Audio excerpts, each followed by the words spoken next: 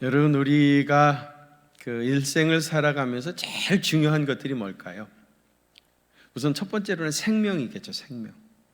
생명이 있어야 무슨 얘기가 될 거 아니겠습니까? 살아 있어야 무슨 얘기가 될 수 있으니까 우선 생명이 이제 제일 첫 번째로 중요하겠고요. 그 다음에 두 번째로는 가정이 아닐까 그런 생각이 들어요. 우리가 하는 이 모든 일들은 다 우리 가족들과 더불어 행복하게 살아가기 위해서 하는 몸부림이죠. 두 번째는 분명히 가정이다 이런 생각이 들고요.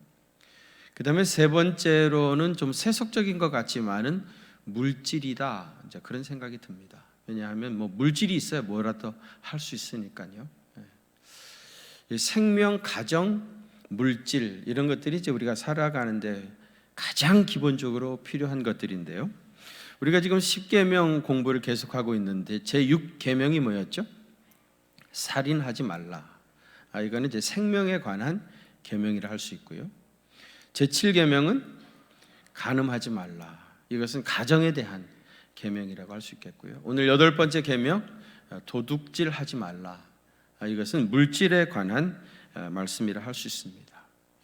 생명, 가정, 물질 이것이 우리가 살아가는데 다 소중한 것들인데 그 중에서도 날마다 피부적으로 느끼며 사는 것이 바로 이 물질의 문제입니다.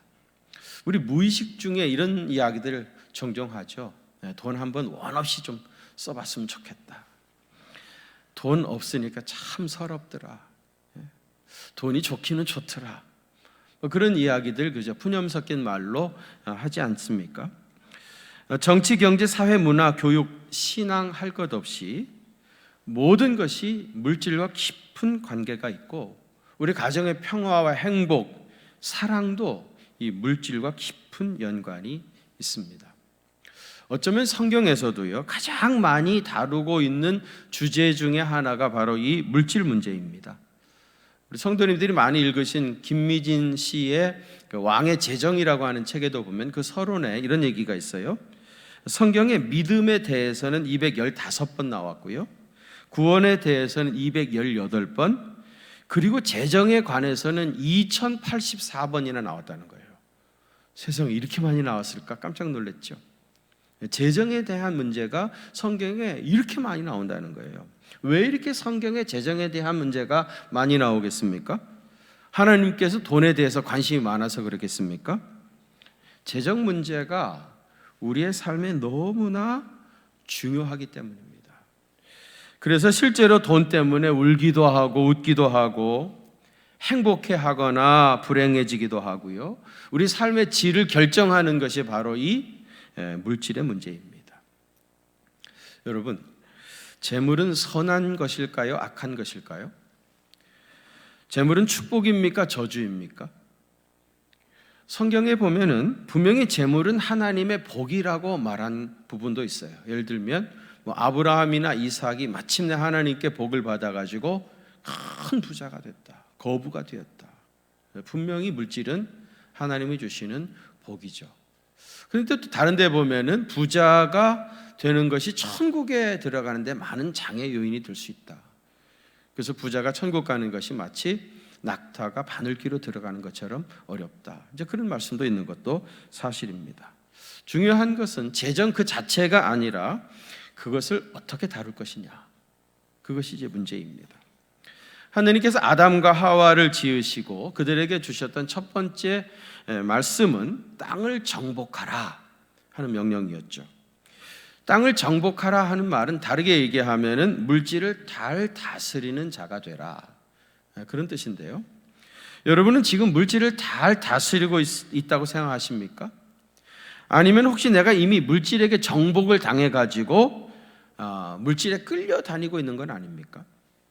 돈 때문에 거짓말하고 돈 때문에 뇌물을 주기도 하고 뇌물을 받기도 하고요. 또 떳떳하지 못한 일들을 하고 심지어는 신앙 양심을 팔아먹기도 하고 다 이미 물질이 나를 정복해버려서 그런 일들을 하고 있는 거 아니겠습니까? 물질 문명 시대를 살아가는 현대인들에게 오늘 우리에게 주시는 10계명 제8계명 도둑질 하지 말라 하는 이 계명은 정말 깊이 생각해 봐야 할 말씀이라고 생각합니다. 도둑질이라고 하는 히브리어는요, 간압입니다. 간압. 이게 또 도둑질인데 그 말의 원래 뜻은 슬그머니 옆으로 밀어넣는다, 그런 뜻이에요. 지금은 길을 가다가 동전이 떨어져 있어도 그거 보면서 감동할 사람도 없고 잘 줍지도 않죠. 그러나 저희가 어렸을 때만 해도 100원짜리 하얀 거 길에 떨어져 있으면 이건 굉장했었습니다. 그죠? 나만 그랬나요? 그 길을 가다가 동전이 100원짜리가 하나 딱 떨어져 있으면은 어떻게 해야 됩니까? 우선 사방을 한번 다 둘러봐야 되죠. 누가 보는 사람이 있는가 한번 일단 딱 둘러보고 아무 일도 없는 것처럼 가서 슬그머니 발로 밟고 있어야 됩니다. 그리고 이제 사람들이 지나가는 것 같으면은 괜히 신발끈 고쳐매는 것처럼 쭈그리고 살짝 꺼내가지고 주머니에 넣죠. 그리고 아무 일도 없었던 것처럼 지나가죠. 이게 간압입니다. 간압. 슬그머니 옆으로 제껴놓는 것. 정상적인 방법으로 취하지 않은 모든 것이 다 도둑질입니다. 사실 도둑질의 역사는 인간의 역사만큼이나 오래되었습니다. 아담과 하와가 하나님께서 금하신 금단의 열매를 훔쳤죠. 어떻게 보면 인류 첫 번째 죄도 이 도둑질하고 관계가 있는 겁니다. 이스라엘 백성들이 가나안 땅에 들어가가지고 그 약속의 땅 아닙니까? 아브라함 때부터 주시겠다고 약속하셨던 그 가나안 땅에 들어가서 첫 번째 했던 죄도 도둑질입니다.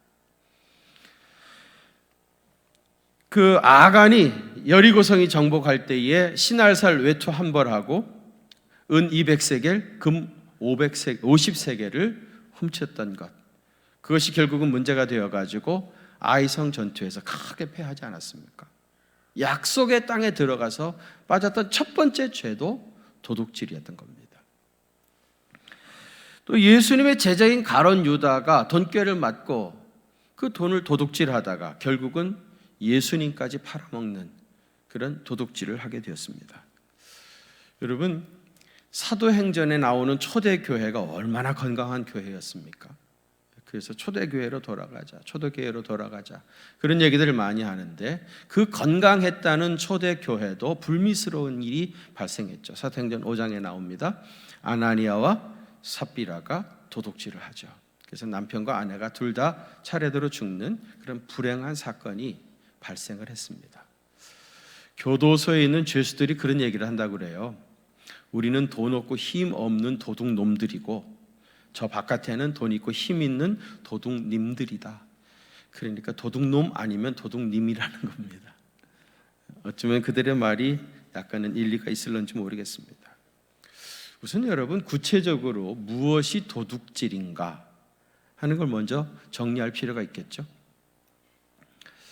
남의 시간을 빼앗는 것도 일종의 도둑질입니다. 시간이라고 하는 것은 결국 돈하고 마찬가지예요. 그 시간 가서 일을 하게 되어지면 돈을 벌 수 있기 때문에 시간이 곧 돈입니다. 시간을 약속해 놓고 늦게 나타난다든지 아니면 필요 없는 시간으로 필요 없는 일로 남의 시간을 빼앗아 가지고 일을 하지 못하게 하면은 그거는 도둑질이나 마찬가지예요. 남의 시간을 빼앗는 것도 일종의 도둑질입니다. 또 직장에서 자기 개인적인 일을 보는 거, 이거 분명히 도둑질입니다. 사실 여러분, 우리가 직장에서 월급을 받는 거는요, 다 그걸 시간으로 계산해서 시간당 얼마, 하루에 몇 시간, 그리고 한 달에 몇 시간 해가지고 그걸 다 계산해가지고 월급을 받는 거 아닙니까? 직장에 가면은 그 회사의 일만 해야지 직장 일하는 시간에 자기 개인적인 일을 보는 거는 이건 회사 돈을 도둑질하는 거나 마찬가지입니다. 그러면 우리 교인들이 말이죠, 신앙이 좋은 교인들이 회사에 가가지고 교회 일을 하는 건 어떨까요? 우리 예수 믿는 사람들 중에 이런 실수를 하는 분들이 계셔요. 직장에 가서 일해야 될 시간에 교회 일을 보는 거예요. 봉사한다면서. 여러분, 그것도 분명히 잘못된 거죠. 내가 일을 하지 아니하고 교회 일을 하는 그 시간에 다른 사람들이 내 짐을 져야 되고요, 그게 회사의 부담이 되어집니다. 여러분, 우리 예수 믿는 사람들은 직장에 가면 회사 일만 열심히 하시길 바랍니다. 아멘을 안 하시니까 제가 굉장히 당황스럽네요. 예수 믿는 사람이 직장에 가가지고 누구보다도 열심히 일을 해야죠. 일한다고 하면서 교회 일하고 개인 일하고 그러고 있으면 되겠습니까? 이것도 분명히 도둑질입니다. 학문하시는 분들이 남의 논문을 표절하는 것도 분명히 도둑질이고요. 로또나 복권이나 도박 같은 사행심에 빠지는 것도 이것도 도둑질입니다. 미국에서 그 거액의 복권 당첨자들이 어떻게 됐는가 그걸 한번 그 뒤를 연구를 해보니까 결론적으로 한 사람도 행복해진 사람이 없었다고 그래요. 그래서 이런 유머가 있었습니다. 어떤 부인이 300만 불짜리 로또에 당첨이 된 겁니다. 너무 좋았는데 문제는 자기 남편이요 심장병을 앓고 있는 거예요. 그래가지고 그 사실을 자기 남편한테 얘기하면은 남편이 놀라가지고 죽을까 봐 이 부인이 정신과 의사를 찾아갔습니다. 내가 300만 불 로또에 당첨이 됐는데 우리 남편한테 갑자기 말하면은 심장마비로 죽을 수 있으니까 어떡하면 좋겠어요. 상의를 하니까 정신과 의사가 그러면은 내가 당신 대신 남편을 만나가지고 충격이 가지 않도록 조심스럽게 얘기를 전해주겠습니다. 그렇게 얘기를 했어요. 그래서 남편이 이제 그 정신과 의사가 남편을 불렀습니다. 불러가지고 선생님 혹시 말입니다. 혹시 100만 불짜리 로또에 당첨이 되시면은 어떡하시겠어요? 그래서 막 웃으면서 세상에 뭐 나한테 그런 일이 있겠어요? 그래도 혹시 모르잖아요. 100만 불짜리 로또에 당첨이 되면은 선생님 어떡하실래요? 그 돈 어떻게 쓰실래요? 그러니까 이분이요. 나 세계 여행이나 한번 좀 하고 싶다고. 그리고 돈이 남으면 그동안 내 아내가 나 때문에 고생을 많이 했는데 자동차나 하나 사주고 싶다고. 그래요? 그럼 선생님 혹시 300만 불 로또에 당첨이 되면 어떡하실래요? 그랬더니 이 사람이 막 웃으면서 그러면 절반 당신한테 주겠어. 그 이야기를 듣고 정신과 의사가 심장마비로 그 자리에서 죽었답니다. 우스갯소리지만은요 일확천금을 꿈꾸는 사행심에 빠지는 것 그것도 일종의 도둑질입니다. 돈을 훔친 거는 아니지만 빌려갔다가 갚지 않는 것도 도둑질입니다. 여러분 남의 돈 귀한 줄도 알아야 됩니다. 그 돈 저절로 생긴 거 아닙니다. 엄청난 수고의 땀을 흘리고 만드는 돈이에요. 빌려가가지고 갚지 않는 거 이것도 도둑질이에요. 제가 기회가 있을 때마다 종종 드리는 말씀입니다만은 자본주의 사회에서는 돈을 빌리는 곳은 은행입니다. 은행은 잉여 자금을 가지고 있는 사람들을 모아가지고 그들에게 투자를 받아요. 그리고 그들에게 적정한 이자를 돌려줍니다. 그리고 자금이 필요한 사람을 또 모집을 해요. 그래서 그들에게 돈을 빌려주어서 그걸 가지고 가서 사업을 할 수 있도록 하면서 또 그들에게 적정한 이자를 받는 겁니다. 그 중심에 은행이 있는 거예요. 그리고 자본주의 사회에서는 경제의 주체가 중심에 은행이 있습니다. 은행에서 그 일들을 해주는 거예요. 그래서 여러분 우리가 돈을 투자해도 은행에 해야 되는 것이고요. 돈을 빌리는 것도 은행에서 하는 거예요. 근데 이게 잘못되어지면은 그러면 개인 간의 돈 거래를 하는 거예요. 개인한테 돈을 빌려달라고 그러고 빌려주면서 좀 불안하니까 이거 차용증서 하나 써달라고. 내가 얼마 빌렸습니다. 그리고 이름 쓰고 도장 찍어가지고 줍니다. 네, 여러분 만일에 문제가 되면은요 차용증서는 전혀 법적인 의미가 없습니다. 그야말로 휴지 조각입니다. 왜냐하면 개인 간에 돈을 빌리고 하는 그 자체가 잘못된 거예요. 그렇기 때문에 전혀 법적인 의미가 없는 겁니다. 여러분 돈을 빌려달라고 해도 빌려주지 마세요. 결국은 그 돈 잃게 될 것이고요. 그 사람도 잃어버리게 될 겁니다. 그리고 결과적으로는 그 사람 도둑질 시키는 꼴이나 마찬가지입니다. 경제가 다 어려워지니까 그리고 또 우리 교인들에게는 제일 가까운 친구가 교인들이니까 그래서 그런 얘기를 하게 되는 경우가 있는 것 같은데 그는 절대로 교회에도 유익이 되지 아니하고요, 신앙생활에도 절대로 유익이 되지 않아요. 이런 것들을 다 도둑질이라고 할 수 있는데요, 사실은 누구도 이런 것을 하고 싶어서 하는 사람은 없죠. 그런데 왜 사람들이 도둑질을 하게 되겠습니까? 제가 오늘은 세 가지로 정리해서 말씀을 드리려고 하는데요, 그 첫 번째로는 그리스도 안에 온전히 거하지 않기 때문입니다. 그리스도 안에 온전히 거하지 않기 때문에 결국은 도둑질까지 하게 되어진다, 그런 얘기입니다. 그런 얘기 있잖아요. 3일 굶으면 도둑질이라도 한다. 그렇죠? 배고프면 도둑질이라도 하게 되어 있는 겁니다. 근본적으로 사람이 도둑질하는 것은 결핍 때문입니다. 만일 내가 넘치도록 많이 가지고 있다고 하면은 남의 것을 탐내거나 도둑질할 필요가 전혀 없을 것이에요. 에덴 동산에서는요, 선악과를 따먹지 말라 하는 계명 외에는 아무것도 없었습니다.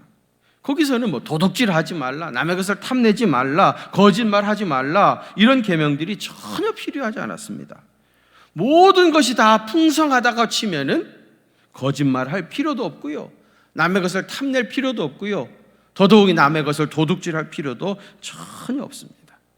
그런데 아담 이후로 하나님과의 관계가 깨어지면서 낙원에서 쫓겨나고 보니까 인간은 결핍이라고 하는 것을 겪기 시작했던 겁니다. 이거를 제일 쉽게 설명하자면요, 모든 것의 근원이신 하나님을 큰 저수지라고 생각하신다면 우리는 수도꼭지입니다. 저수지와 수도꼭지가 파이프로 연결만 잘 되어 있으면은 우리는 사실 물 걱정할 필요가 없죠. 언제든지 필요하면 그냥 수도꼭지를 틀기만 하면 뜨거운 물, 차가운 물 콸콸 나오지 않습니까? 이게 저수지와 수도꼭지가 파이프로 잘 연결되어 있을 때 이야기입니다. 그때는 물에 대한 걱정할 필요가 전혀 없어요. 그런데 만일에 이 파이프에 문제가 생겼다, 제대로 연결이 되어 있지 않았다 치면은 상황은 많이 달라지게 되어집니다. 우리는 늘 많은 물이 필요하기 때문에 내가 써야 할 물을 저장을 해야 됩니다. 확보를 해놔야 되는 거예요. 그 물을 담으려고 방마다 큰 물통들 가져다 놓고, 잘 데도 없지만 그래도 큰 물통 가져다가 거기다가 있는 대로 물을 저장하는 겁니다. 많은 물을 저장했다 하더라도요, 이거 쓰기로 하면은 금방 떨어져요. 다 떨어지면 가만히 있을 수 없잖아요. 가만히 앉아서 죽을 수가 없으니까 다른 사람의 것을 도둑질하기도 하고, 또 순수히 내놓지 않으니까 폭력을 쓰기도 하고요, 또 살살 거짓말로 속여 빼앗고, 그래서 거짓말을 하기도 하는 겁니다. 결국은 하나님과의 관계가 깨어지고 낙원에서 쫓겨났기 때문에 이 모든 결핍이라고 하는 문제가 발생한 것이고요, 그래서 도둑질하고 거짓말하고 속여 취하는 것입니다. 내가 주님 안에, 주님이 내 안에, 이렇게 주님과의 관계가 회복이 되지 않으면 우리는 끝내 이 결핍의 문제를 해결하지 못할 것입니다. 언제까지 허기진 배를 채우기 위해서, 내가 쓸 것을 확보하기 위해서 남의 것을 도둑질하며 사시겠습니까? 더 심각한 문제는요, 하나님과의 바른 관계를 맺지 못하면은 실제로는 많이 가지고 있으면서도 족한 줄 모르고 늘 부족하다고 투덜거리고 남의 것을 탐내고 빼앗으려고 하는 겁니다. 사람이 근본적으로 하나님과 관계가 온전히 회복되지 아니하면 많이 있어도 족한 줄 모르는 법이에요. 여러분, 여리고의 세리장 삭개오 말이죠. 이 사람이 예수님 만나기 전에는 도둑질을 해서라도 자기 창고를 가득 채워야 한다, 그런 생각으로 머리에 가득 찼던 사람입니다. 그래서 온갖 수단 방법을 가리지 아니하고 세금을 착취해 가지고 자기 창고를 가득 채워놨습니다. 그런데 가득 채워놓고 보니까 이 자기 창고, 자기 재산을 지킨다고 하는 게 이게 쉬운 게 아니에요. 언제 와서 누가 빼앗아 갈런지, 누가 창고에 불을 지를런지 알 수 없기 때문에 그 자기 재산을 지키며 살아가는 것이 너무너무 힘들었던 겁니다. 그러다가 찾아오신 예수님을 만나게 되어지죠. 예수님을 만나고 나서 이 사람이 갑자기 변했습니다. 그렇게 가둬놓았던 자기 창고문을 스스로 활짝 다 열었습니다. 그리고 토색한 거 4배로 다 갚아주었고요, 가난한 사람들을 위해서 자기 재산의 절반을 다 기부를 했습니다. 어떻게 이게 갑자기 사람이 달라질 수 있었겠습니까? 여러분, 삭개오는 세리 출신입니다. 머리가 아주 좋은 사람입니다. 계산이 굉장히 빠른 사람입니다. 예수님을 만난 후에 영안이 열려지고 보니까 하늘에 있는 하늘의 창고가 땅에 있는 자기 창고보다 훨씬 더 크고 안전하다는 것을 알게 된 거예요. 그래서 그 하늘의 창고에 파이프라고 하는 믿음을 통해서 우리 집에는 순종의 수도꼭지만 있으면은 얼마든지 내가 필요한 모든 것이 다 채워진다고 하는 것을 머리가 좋은 삭개오는 알았던 겁니다. 그래서 스스로 다 창고문을 열었던 거죠. 지난 부활절 아침에도 말씀을 드렸습니다만 예수님께서 요한복음 15장 5절에서 나는 포도나무요 너희는 가지라. 그가 내 안에 내가 그 안에 거하면 사람은 열매를 많이 맺나니. 전제는 뭡니까? 그가 내 안에 내가 주님 안에 파이프에 문제가 없으면은 그리스도 안에 온전히 거하게 되어지면은 어떻게 된다고요? 열매를 많이 맺나니. 나를 떠나서는 너희가 아무것도 할 수 없다. 주님을 떠나가지고는요 아무것도 할 수 없다는 겁니다. 여러분, 주님 안에 온전히 거하심으로 주님이 베풀어 주시는 풍성한 축복이 여러분에게 임하셔서 도둑질의 모든 유혹으로부터 진정 해방되시기를 축원합니다. 두 번째로는요, 자족하지 못하기 때문이에요. 뭐 하지 못하기 때문이라고요? 자족하지 못하기 때문이에요. 여러분, 가만히 한번 생각해 보세요. 사람들이 왜 도둑질을 합니까? 왜 도둑질까지 합니까? 나에게 없는 것을 어떻게 해서든지 가지고 싶어서 도둑질하는 거 아니겠습니까? 돈은 없는데 명품 가방 들고 싶은 거예요. 그래서 도둑질하는 겁니다. 그래서 어떤 사람이 나는 가방 말이지 뭐 재래시장에서 5,000원 주고 그냥 많이만 들어가면 좋아. 거기다 들고 다녀 비 오면 우산으로도 쓰고 급하면 나는 그런 게 제일 좋아. 이런 사람은 명품 가방 사려고 도둑질하지 않습니다. 자족하지 못하고 자기가 없는 것을 어떻게 해서든지 갖고 싶어가지고 결국은 도둑질까지 하게 되는 거예요. 아주 유명한 요절이죠. 빌립보서 4장 11절과 12절 한번 같이 봉독하십시다. 시작. 내가 궁핍함으로 말하는 것이 아니니라. 자족하기를 배웠노니 나는 비천에 처할 줄도 알고 풍부에 처할 줄도 알아. 모든 일 곧 배부름과 배고픔과 풍부와 궁핍에도 처할 줄 아는 일체의 비결을 배웠노라. 아멘. 거기 보세요. 어떠한 형편이든지 나는 자족하기를 배웠노라. 내가 지금 어떤 형편에 처해 있든지 그 상황 속에서 자족하고 만족하고 감사한다는 겁니다. 나는 비천에 처할 줄도 알고 풍부에 처할 줄도 알아. 모든 일 곧 배부름과 배고픔과 풍부와 궁핍에도 처할 줄 아는 일체의 비결을 배웠노라. 나에게 주어진 모든 것 그 가운데서 감사하고 만족할 줄 아는 비결을 배웠노라. 그것이 우리를 도둑질하는 것으로부터 벗어나게 할 수 있습니다. 또 히브리서 13장 5절입니다. 거기 보시면 돈을 사랑하지 말고 있는 바를 족한 줄로 알라. 있는 바, 내게 지금 주어진 거 그걸 족한 줄로 알라. 여러분이 지금 가지고 있는 그만큼 필요하니까 주님이 주신 거예요.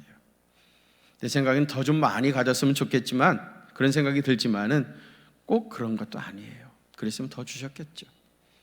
내가 가진 거, 나에게 주신 거 그걸 족한 줄로 아시길 바랍니다. 아멘을 별로 안 하시네. 감동이 별로 안 되시나 봐요. 난 그래도 좀 더 많았으면 좋겠는데. 여러분, 재물 관리하는 것도 쉽지 않습니다. 그래서 하도 힘들으니까 집사한테 붙여가지고 관리하게 하잖아요. 재벌들이. 나중에 알고 보면 집사들이 다 떼어먹었습니다. 너무 많은 것도 관리하기도 쉽지 않아요. 있는 바를 족한 줄로 아는 그런 자족하는 마음이 필요합니다. 디모데전서 6장 7절 8절입니다. 우리가 세상에 아무것도 가지고 온 것이 없음에 또한 아무것도 가지고 가지 못하리니. 여러분 인정하십니까?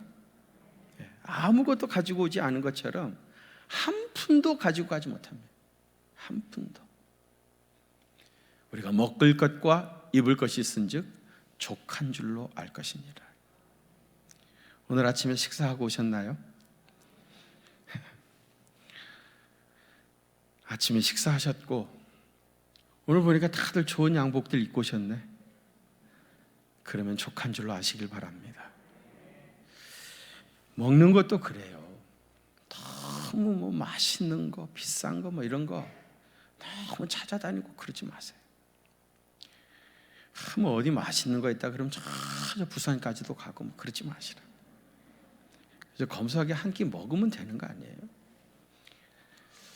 이건 제 개인적인 개똥 철학입니다. 뭐 검증이 된 것도 아니고 개똥 철학인데, 저는요 인삼보다 무가 우리 몸에 훨씬 더 좋다고 생각해요.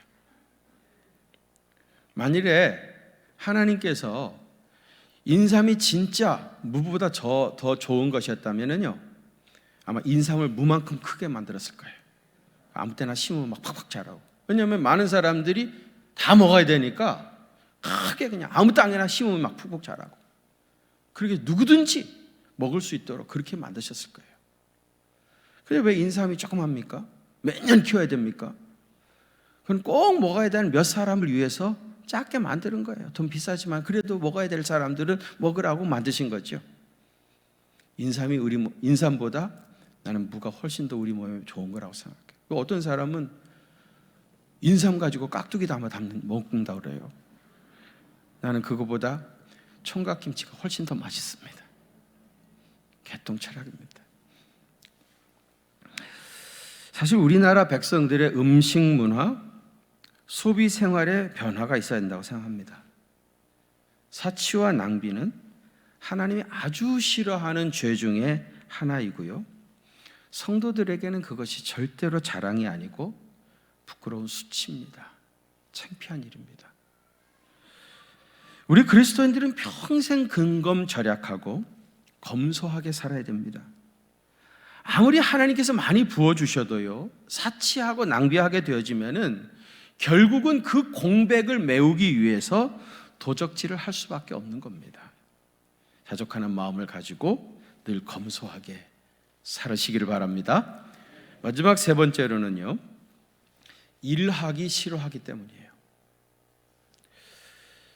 전에도 한번 말씀드렸는지 모르겠는데요, 여기 강화도에 가면은 조그맣게 붙어있는 성무도라고 하는 조그만 섬이 있습니다. 옛날에는 그 다리가 없어가지고요, 그 외폴이라고 하는 항구에 가면은 이제 거기다가 차를 실어요. 그리고 이제 배를 타고 성무도로 건너가는데 한 20-30분이면 충분히 갈 겁니다. 근데 이제 다 손님들을 태우고 붕 백고동을 올리고 항구를 출발하면요, 그 인근에 있는 갈매기들이요 수백 마리가 따라옵니다. 장관입니다. 하얀 갈매기들이 쫙 따라온 거예요.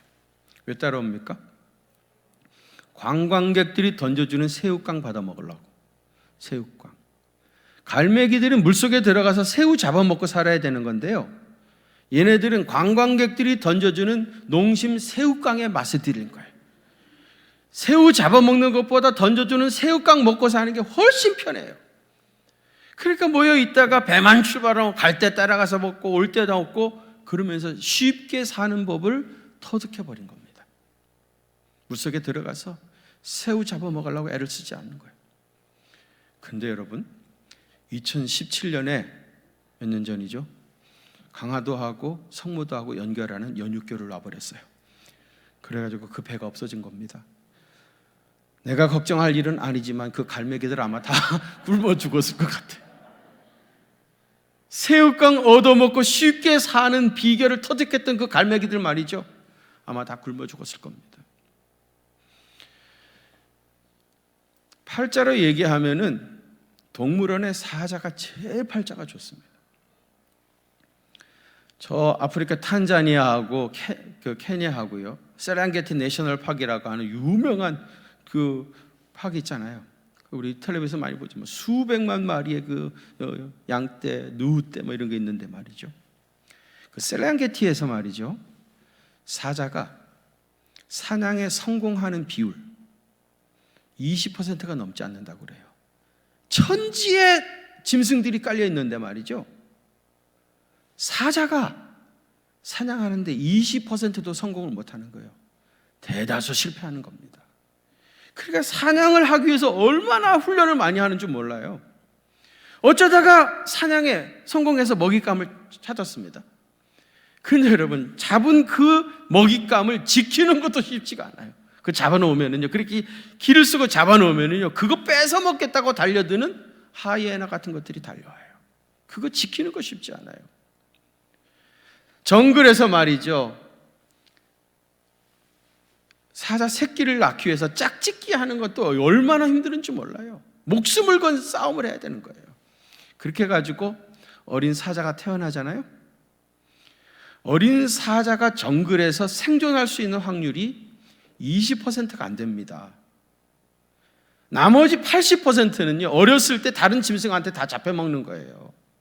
그러니까 어미 사자가 자기 새끼 사자를 지키기 위해서 보통 애를 쓰는 게 아닙니다. 그게 정글에서의 사자의 삶입니다. 그 동물원의 사자는 이게 완전히 다른 거죠. 가만히 있으면은 수의사가 와가지고 먹을 것 드시라고 던져줍니다. 안 먹으면 짜증냅니다. 주는 거 갖다 먹으면 되는 거예요. 가끔 일어나가지고 심심하면 걸어다니다가 서리 한번 지러주면 관광객들이 좋다 그래요. 사진 모델 한번 해주면 자기 할 일 다 한 겁니다. 때가 되면 새끼 낳을 수 있도록 하고, 새끼 낳잖아요, 수의사가 데려다가 전맥에서 키웁니다. 정글에서는 새끼 낳아도 살아날 확률이 20%밖에 안 된다고 그랬는데, 동물에서는 새끼만 낳으면 수의사들이 100% 다 키웁니다. 세상에 이렇게 좋은 팔자가 어디 있습니까? 그러나 저는 동물이나 사자나 호랑이를 절대로 부러워하지 않습니다. 비록 굶어 죽는 한이 있더라도 정글의 맹수의 제왕이라고 하는 그 이름값을 하는 사자가 되고 싶습니다. 사람이나 짐승이나 일하지 않고 쉽게 사는 법을 배우게 되어지면 결국은 죽습니다. 살아있다고 해도 사는 것이 아닙니다. 이미 생명력을 다 잃어버린 거예요. 우리 예수 믿는 사람들은 자기 일을 사랑해야 합니다. 땀 흘려 일하는 것이 얼마나 소중한 것인가를 알아야 됩니다. 일하는 것이 나의 삶을 책임지는 길이기도 하면서 동시에 세상을 섬기는 아주 구체적인 방법이기도 합니다. 하나님은 수고하는 손을 축복해 주십니다. 땀 흘려 일하는 것이 하나님의 기쁘신 뜻입니다. 그리고 그 열매는 하나님이 내게 주신 분깃띠입니다. 예수님께서도 아버지께서 일하시니 나도 일한다, 그렇게 말하지 않았습니까? 데살로니가후서 3장 10절에 누구든지 일하기 싫어하거든 먹지도 말게 하라. 일하기 싫어하는 사람 있으면 먹지도 못하게 하라는 겁니다. 잠언 6장 6절에 보면 게으른 자여 개미에게 가서 그 하는 것을 보고 지혜를 얻으라고 했어요. 우리 그리스도인들은 개미처럼 성실하게 일해야 됩니다. 하나님은 사람이 일하면서 살도록 그렇게 창조하셨습니다. 그렇기 때문에 일하는 것이 곧 창조 질서에 동참하는 겁니다. 오늘 에베소서 4장 28절에 보면 도둑질하는 자는 다시 도둑질하지 말고 돌이켜 가난한 자에게 구제할 수 있도록 자기 손으로 수고하여 선한 일을 하라. 열심히 일해가지고 자기 먹고 사는 건 그 기본입니다. 더 열심히 일해가지고 가난한 자에게 구제할 수 있도록 자기 손으로, 무엇으로요? 자기 손으로 수고하여 선한 일을 하라. 그러게 여러분, 손으로 수고하는 것이 곧 선한 일입니다. 자기 손으로 열심히 일하는 것이 그게 곧 선한 일이에요. 하나님은 그 손을 축복하셔서 여러분 손에 많은 것들을 붙여주실 것이고 그것을 통해서 세상을 섬기는 사람이 되어져 가는 것, 그것이 오늘 우리를 향한 주님의 귀하신 뜻입니다. 그렇게 살아서 주님이 주신 풍성한 복도 누리시고 많은 사람들을 섬기며 살아가는 귀한 생애 되시기를 주님의 이름으로 축원합니다. 거룩하신 아버지 하나님, 자본주의 사회를 살아가는 오늘 우리 현대인들에게 꼭 필요한 귀한 말씀 오늘 주시니 감사드립니다. 이 말씀에 아름답게 순종함으로 주님이 주시는 풍성한 축복을 늘 누리며 살게 하여 주시고 많은 사람들을 섬기며 살아가는 귀한 생애 되게 하여 주옵소서. 이제는 우리 구주 예수 그리스도의 그 크신 은혜와 하나님 우리 아버지의 무한하신 사랑하심과 성령님의 위로하심과 교통하심이 사랑하는 우리 경기중앙교회 온 성도들과 또 저들의 가정과 그 생업의 현장들 위에 우리나라 대한민국과 또 북녘 땅에 있는 내 사랑하는 동포들에게 특별히 코로나19로 고통을 당하고 있는 세계 모든 나라의 백성들 위에 이제로부터 영원토록 함께 계시옵기를 간절히 축원하옵나이다. 아멘.